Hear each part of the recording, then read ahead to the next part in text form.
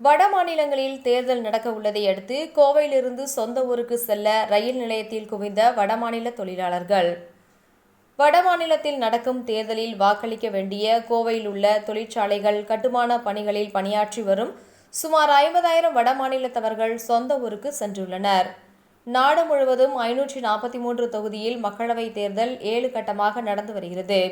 இதுவரை 4 கட்டமாக தமிழ்நாடு உள்பட 23 மாநிலங்களில் 378 தொகுதியில் தேர்தல் நிறைவடைந்துள்ளது.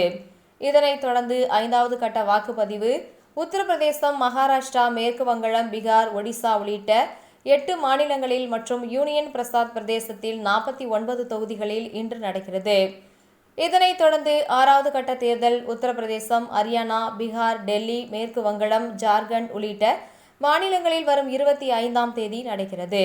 இந்நிலையில் 5வது மற்றும் 6வது கட்ட தேர்தலில் வாக்களிக்க வேண்டிய வடமாநில தொழிலாளர்கள் பலர் தங்களின் சொந்த ஊருக்கு பயணம் மேற்கொண்டுள்ளனர்.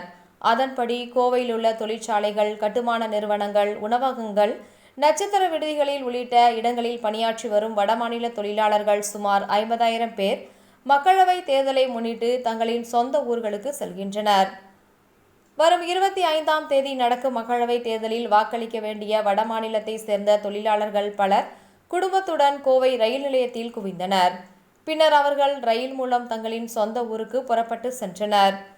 கடந்த வாரம் மேற்கு வங்காளம், பீகார், ஜார்க்கண்ட், மகாராஷ்டிரா, ஒடிசா, உத்தரப்பிரதேசம், மத்திய பிரதேசம் பகுதியில் நடந்த 4வது கட்ட தேர்தலில் வாக்களிக்க சென்ற வடமாநில தொழிலாளர்கள் 10,000க்கும் மேற்பட்டவர்கள் ரயில் மூலம் கோவை திரும்பினர். இவர்கள் தங்களின் பணியை நாளை முதல் துவங்க உள்ளனர். இருப்பினும் 5வது, 6வது கட்ட தேர்தலில் வாக்களிக்க வேண்டிய கோவையிலிருந்து சுமார் 50,000 பேர் வடமாநிலத்தவர்கள் சொந்த ஊருக்கு சென்றுள்ளதால் தொழில் நிறுவனங்கள், உணவகங்கள் மற்றும் கட்டுமான பணிகள் பாதிப்பு ஏற்பட்டுள்ளது.